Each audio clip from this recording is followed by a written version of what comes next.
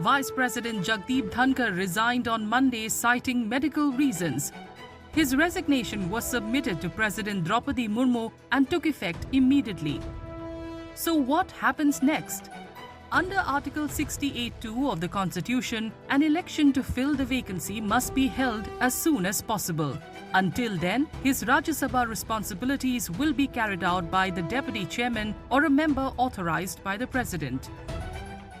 While the Vice President is the Chairman of the Rajya Sabha, the functions are also performed by the Deputy Chairman. So, when there is no Vice President, the Deputy Chairman can take over.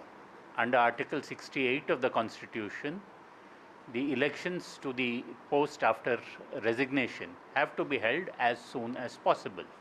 So it is for the Election Commission to now notify the election and hold it as soon as possible.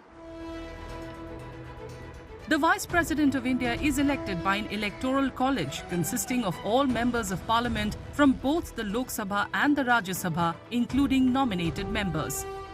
MPs cast their votes by ranking the candidates in order of preference. If no candidate secures a majority in the first round, votes are reallocated based on second preferences, continuing until one candidate crosses the halfway mark. The entire process is conducted through a secret ballot.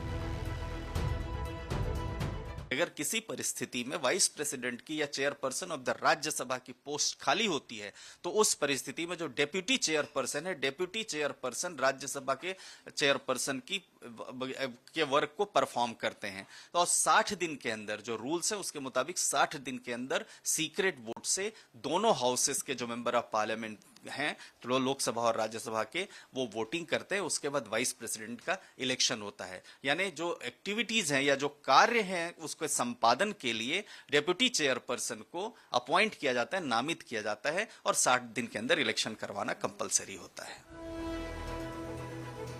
To contest the election for the office of Vice President of India, a candidate must be an Indian citizen, at least 35 years of age, and qualified to be a member of the Rajya Sabha. Additionally, the candidate must not hold any office of profit under the central or state governments or any local authority. Once elected, the Vice President serves a full 5-year term from the date they assume office, regardless of when the vacancy arose.